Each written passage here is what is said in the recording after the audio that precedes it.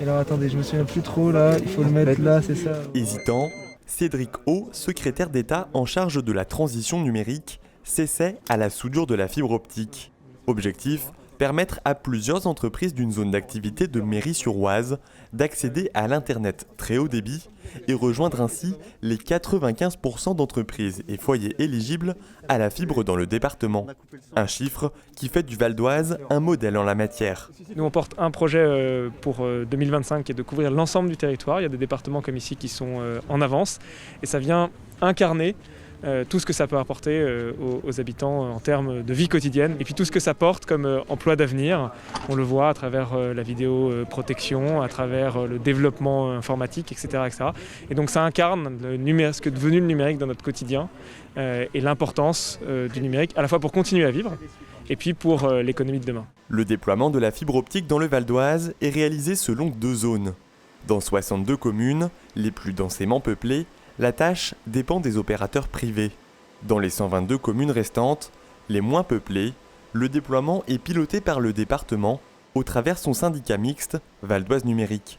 Si les Valdoisiens pourront bientôt tous bénéficier de la fibre optique, seuls 40% ont déjà souscrit à une offre Internet très haut débit. La fibre, elle va être, évidemment, à fin 2020, elle va être dans toutes les communes. Après, il faut que chacun prenne un abonnement avec des opérateurs qui sont neufs à hauteur d'aujourd'hui.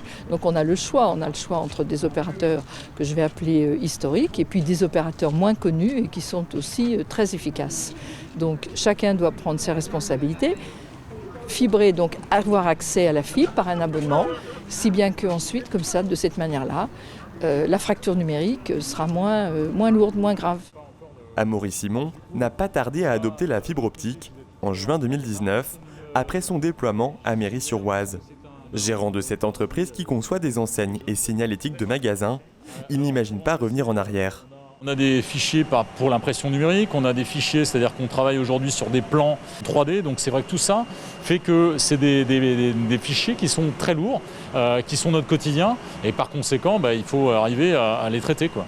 Le département estime aux environs de 20 000 le nombre de foyers à raccorder pour atteindre une éligibilité sur tout le territoire. Une tâche qui se heurte à quelques difficultés. Pour terminer cette dentelle, il faut qu'on s'appuie sur les élus qui connaissent bien les propriétaires.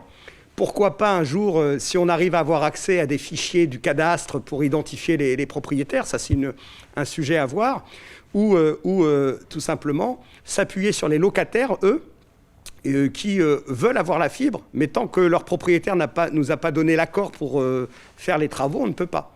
Sachant que ces travaux sont gratuits. Donc c'est même pas une histoire de coût, c'est vraiment une histoire d'identification. Dans la zone pilotée par le département, le déploiement aura nécessité 3 ans de travail et plus de 4000 km de fibre optique. La couverture de tout le territoire devrait être ainsi atteinte d'ici la fin d'année, objectif que s'était fixé le département.